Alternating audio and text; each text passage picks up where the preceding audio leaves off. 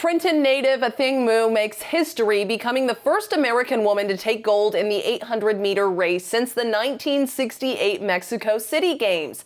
The 19-year-old dominated. None of her opponents could touch her in the final sprint of the race. Another Team USA athlete, Raven Rogers, is bringing home the bronze from the same race. Johnston for CBSN Philly.